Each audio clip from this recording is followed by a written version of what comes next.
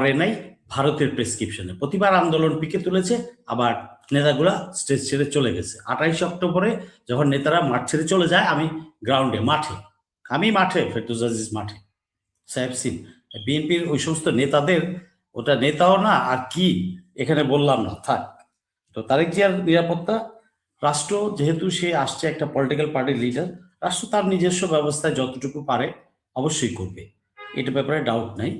তবে মির্জাফরদের তো বুঝতেই পারছেন, মির্জাফরদের কোনো ভরসা নাই। আর একটা দলের প্রধানের জন্য তার প্রধান নিরাপত্তা কিন্তু তার দলই, তার কর্মীরাই। তো এখানে এখন এই উদ্ভূত পরিস্থিতির কারণে রাষ্ট্র হয়তো একটু বেশিভাবে ইনভলভ হবে, সিকিউরিটি অ্যারেঞ্জমেন্ট করবে, বাট করা উচিত আমি মনে করি উদ্ভূত পরিবেশে, কারণ যাতে কেউ দুষ্টামি করতে না পারে। আর আমাদের আশেপাশে তো আমাদের তো মাসির বাড়ি আছেই ভারত, তো উপর দিয়ে বিএনপিকে কোলে নিছে, আবার বিএনপি কিন্তু পুরাটাও বিশ্বাস করে নেই। বিএনপিকে যখন পাওয়ারে আনবে, ওদের প্ল্যান আছে, বিএনপি এদের প্ল্যান আছে, তারা প্রতিদিনই মিটিং করে। ওই আপনার কি জানি সাউথ ব্লক না কি বলে, আর গুয়াহাটি এগুলো সব প্ল্যান করে প্রতিদিন, সব আঞ্চলিক ইয়েতে বসে প্ল্যান করে আবার বিএনপির ওপর নজরদারিও রেখেছে। ওদের প্ল্যান হচ্ছে কি, এটা পান দোকানদারও বোঝে। আজকে ওই যে সন্ধ্যার সময় যেখানে ওই যে হাদির কবর জিয়ারত করে ফিরতেছিলাম, ওখানে এক পানওয়ালাকে জিজ্ঞেস করলাম, কি ভাই কি খবর? তো লাস্টে কি বললো, আমি সৎ লোকদের রিপোর্ট দিব। ব্যাস, পরিষ্কার। ওই যে রশিদ ভাই বললেন না, টক টু দি পিপল, ওই এখানে বৈশা টকশোতে ইংলিশ বাংলা মিশায় বললে তো হবে না। Come to the ground reality. আমি প্রতিদিন আমি সার্ভে করি, আজকে না, এটা আমার পুরানো অভ্যাস। হ্যাঁ, তো সেটা হচ্ছে যে বিএনপির নেতা আসুক, ভালোভাবে আসুক, সুন্দরভাবে আসুক, তার শুভকামনা করি। কিন্তু বিএনপির চরিত্র এবং চিত্র যা গত 16 বছরে আমি দেখেছি, এগুলো আমি বলতে গেলে 16 দিন লাগবে। তো বাদ দিলাম, সময় সবকিছু বলে দলে কিভাবে আওয়ামী লীগ ঢুকে যাচ্ছে, আমরা নিশ্চয়ই এই কতদিন ধরে এক সপ্তাহ আমি ঢুকে যাচ্ছে না তো, আওয়ামী লীগ ঢুকে যাচ্ছে না তো, ওরা কম্পিটিশন দিয়ে ওদের ভিতরে ঢুকাচ্ছে, পেটের ভিতরে নিয়েছে। তো সেটা তো পিছিয়ে নেই, এই যে তরুণরা তো পিছিয়ে নেই, এনসিপিও পিছিয়ে নেই, ইনকিলাব মঞ্চ তো ছিল না, কিছু পিছিয়ে নাই, বড়রা করছে, ওদের দেখাদেখি করছে। আর ছাত্রদের একটা অংশ, চত্বর না, ওই তরুণ এনসিপির একটা অংশ, সবার ওদের কয়েকটার জন্য সবার বদনাম হচ্ছে, এটাও আমি শুনেছি, জানি, দেখি সোশ্যাল মিডিয়ার কল্যাণে। এখন কাকে কি বলবেন, বাট তারপরেও আমি হতাশ না, আমি আশাবাদী। আমরা তো বুড়া খাটাসটা পচে গেছি, there is no doubt in it. এই দল বলেন, ওই দল বলেন, সুশীল বলেন, কুশীল বলেন, হ্যাঁ, ওই প্র্যাকটিশনার বলেন, ডাক্তার বলেন, আর রশিদ ভাইদের ওই আদালত পাড়ায় যারা মালপানি আছে তাদের বলেন, সবই সারা এই দেশে চোট বারবার।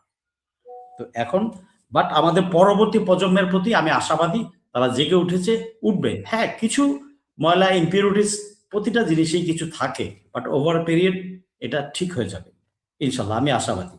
হ্যাঁ, এখন কথা হচ্ছে যে বিএনপি নিয়ে এত বেশি বলতে চাই না, বলার কিছু নাই, ইজ বিলো, মানে সাবজেক্ট হতে পারে না এখন। আজাদি মুভমেন্টের কাজ, বিএনপিকে একটা সাবজেক্ট মনে করি না। আজাদি মুভমেন্ট, আজাদি মুভমেন্ট, আরেকটা প্রশ্ন আমার খুব জানার ইচ্ছা আপনার কাছে, মানে একটু শুনতে চাই, আজাদি মুভমেন্ট নিয়ে বলবেন।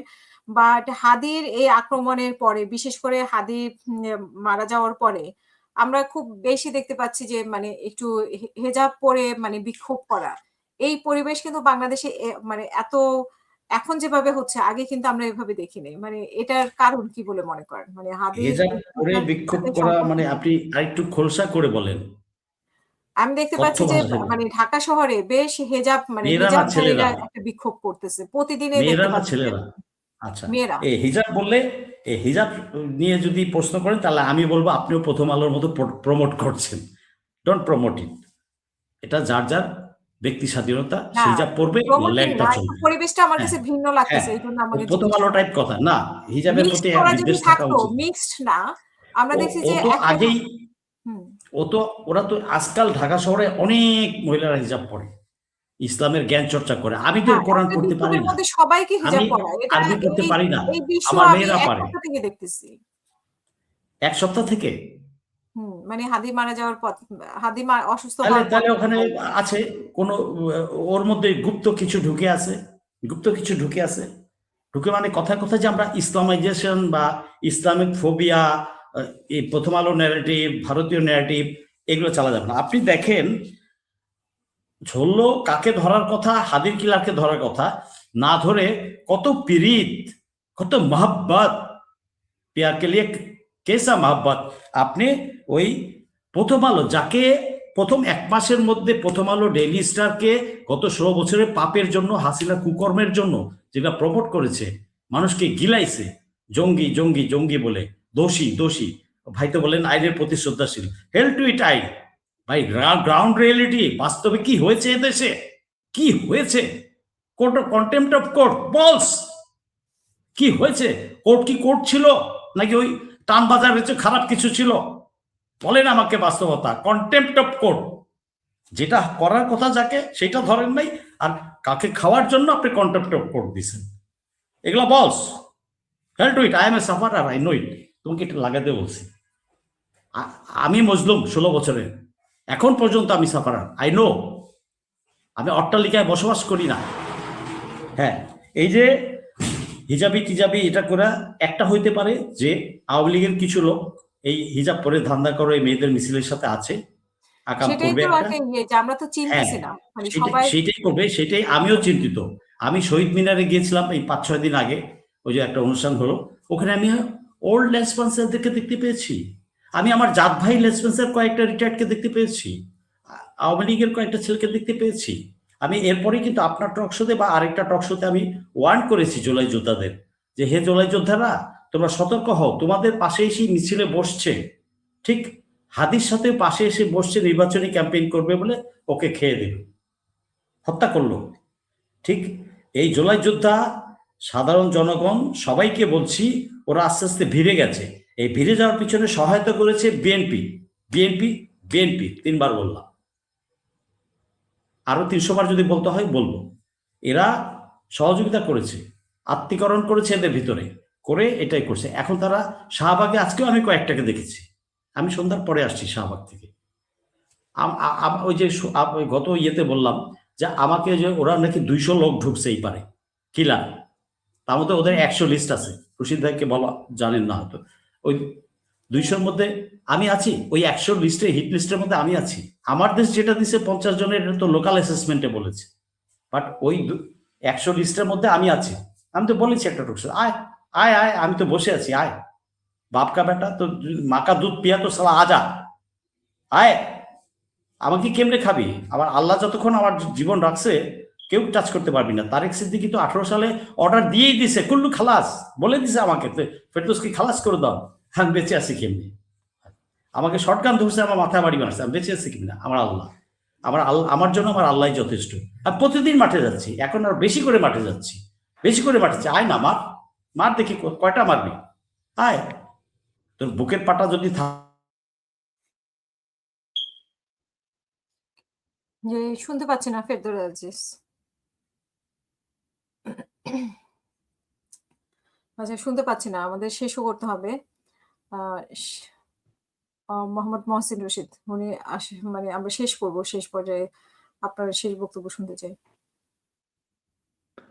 না, আমার কথা হচ্ছে যে হ্যালো, সিকিউরিটি সিচুয়েশন খুব খারাপ। হ্যাঁ, সিকিউরিটি সিচুয়েশনকে ঠিক করতে হবে, দেশকে স্টেবল করতে হবে, আর তারপরে আপনি ইলেকশনে যান। এই ইলেকশনে আপনি গিয়ে আরেকজনকে বসা দেবেন, সে হয়ে যাবে হিটলার, ফাসিস্ট, তাহলে তো কিছু হলো না। দেশ তো একটা পরিবর্তন চেয়েছিল জুলাইয়ের মাধ্যমে, একটা ব্যাপক পরিবর্তন চেয়েছিল, ভালো কিছু চেয়েছিল, কিন্তু সেটা তো আনফরচুনেটলি হলো না।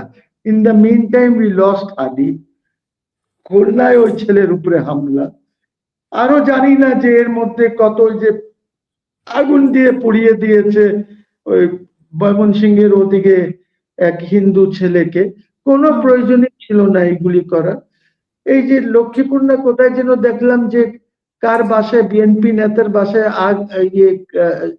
আগুন দিয়ে জ্বালিয়ে দিয়েছে। জি, এবং ওই বাচ্চা মেয়ে, সে বাপকে ডাকছে, বাপ কিছু করতে পারছে না, সে মরে গেল। ওই এনসিপির মেয়ে, we still do not know যে সে সুইসাইড করেছে না তাকে মেরে কেউ এনে ইসের পাখার সাথে ঝুলিয়ে দিয়েছে, আমরা এখনো জানি না, কোনো তদন্তই ঠিক করে হচ্ছে না। তো এই কয়েকদিনে তো এরকম অনেক লোক মারা যাচ্ছে, প্রত্যেক জায়গায় দেশের প্রত্যেক অঞ্চলে কোথাও না কোথাও মারামারি হচ্ছে। সো আমার কথা হচ্ছে প্লিজ স্টেবিলাইজ দ্য কান্ট্রি, তারপরে আপনি ইলেকশন দরকার হলে কিছুদিন পোস্টপোন করেন। জাস্ট বিকজ আপনি বিএনপি কে বলেছিলেন তারেককে যে আমি ফার্স্ট হাফ অফ ফেব্রুয়ারিতে ইলেকশন করব থেকে করতে হবে, আই এম সরি, আপনি দেশটাকে ধ্বংস করে দেবেন। That's it, thank you. অনেক ধন্যবাদ। জি ফেরদৌস আজিজ ভাই, আপনার কথাটা শেষ হয়নি, সরি আমি শেষ ইন্টারপ্রেট করবেন। হচ্ছিলাম। এবং আমি আপনার বলছি যে সেই আজাদি আবারও মুভমেন্ট পুরানো সম্পর্কে একটু জানতে চেয়েছিলাম। আজাদি মুভমেন্ট, আচ্ছা তার আগে একটু বলে নি 1 মিনিট। আমি ওয়ার্ন করছি এবং দেশবাসীকে আমি সজাগ করতে চাই, সেই আবারও পুরানো আওয়ামী ন্যারেটিভ এবং ইসলামী ফোবিয়া, ভারতের ন্যারেটিভ কিভাবে বলে মাদ্রাসায় পড়তো। আচ্ছা মানলাম মাদ্রাসায় পড়তো, মাদ্রাসায় দেশের অনেক ম্যাক্সিমাম লোকই মাদ্রাসা থেকে পড়ে জেনারেল লাইনে আসছে। আপনি এইটা দিয়ে জাস্টিফাই করতে চাচ্ছেন, যুক্তি স্ট্রেনথেন করতে চাচ্ছেন যে প্রথম আলো বা দিল্লি স্টারে যারা আঘাত করেছে তা এরা মাদ্রাসা ব্যাকগ্রাউন্ড। আবার দেখেন সেই পুরানো জঙ্গি মাদ্রাসা এইটা সেইটা, গন্ধটা বুঝতে পারছেন তো? সো বেটার মিস্টার স্বরাষ্ট্রমন্ত্রী, আপনি এই ছেলেগুলাকে ছাড়েন সম্মান দিয়া, আর ওই হাদির কিলারকে ধরেন। You are serving the purpose of বাল অ্যান্ড র, বেটার স্টপ ইট। মানুষ কিন্তু সব বুঝে। ওই যে একটু আগে বললাম পান দোকানদারও বলতেছে কিভাবে মানুষ, পিপলস পারসেপশন আর নেভার রং, অলওয়েজ 99